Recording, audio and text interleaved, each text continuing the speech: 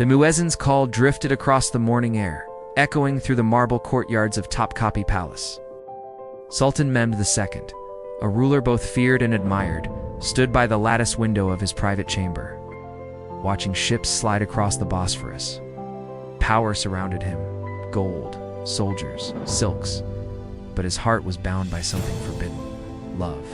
That love was Layla, the daughter of his chief architect, a woman of grace and intellect. She came to the palace as a calligrapher, painting Quranic verses in gold leaf for royal gifts. Mehmed's eyes found her one morning in the library, bent over parchment, light spilling over her face. Their conversations began with poetry, then glances, then meetings at night in the rose gardens, where silence hid what words could not. But love inside the Sultan's walls was a dangerous fire. Grand Vizier Mustafa Pasha, loyal yet ambitious, had long feared the Sultan's growing heart. He saw in Layla not only temptation, but a threat, a woman who softened the ruler's edge. Mustafa's dream was to secure his son's marriage to the Sultan's sister, consolidating his power. And Layla stood in the way. One night, the Sultan found a sealed letter at his bedside. It bore the imperial seal, but it was forged. The message accused Layla of treachery, of sharing palace secrets with the Venetian envoy. Mehmed's heart froze. When the guards dragged her to the courtyard, Layla did not plead. She only looked at him and whispered, "If love is treason, let the roses bear witness." The next morning, the Bosphorus was silent. The Sultan decreed her exile, a punishment softer than death, but heavier than steel. Days turned to weeks.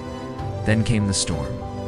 Letters intercepted, secrets unveiled, the forgery traced back to Mustafa. The Grand Vizier was executed at dawn, yet the throne felt colder. Years later, when the empire trembled with rebellion, the Sultan received a small chest inside. A rose carved in jade and a single parchment in Layla's hand. Empires fall, but love endures in silence. He closed his eyes, the sounds of cannon fire in the distance. The empire was dying, but her memory lived, a flame against the twilight. Ottoman Empire, 17th century, an age of expansion and betrayal. Istanbul, the gateway of two worlds, trembles between war and peace. The empire's banners stretched from the deserts of Arabia to the gates of Vienna. But inside the imperial divan, enemies sat closer than allies. Sultan Murad IV ruled with fire. His general Ali Pasha had won him battles. His advisor Kemal Bey whispered strategies in his ear. Yet none could quiet the unrest swelling among the Janissaries.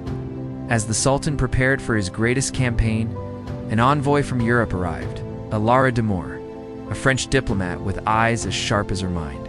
She came to propose peace, but beneath her grace hid another purpose: to avenge her brother, killed in an Ottoman siege.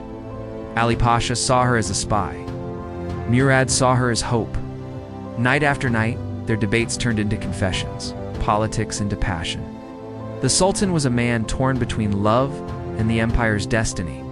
Then came betrayal. Kemal Bey, bribed by rival factions, leaked the Sultan's war plans. The campaign collapsed. Thousands died in the snow. Rumors spread that Alara was the traitor. Murad summoned her to the council hall, torches flickering, silence thick. She spoke only one line: "If you kill me, your empire will lose the only truth it ever had." He turned away, unable to give the order. But the guards took her anyway. The war's final year, a messenger arrived carrying Alara's last letter, sealed in the royal crest. The world burns not from enemies, but from the hearts of men who choose power over peace. Murad stood alone on his balcony overlooking the Bosphorus. His empire had grown, but his soul was ash. The crescent still shone on the flag, but its light was dimmer now.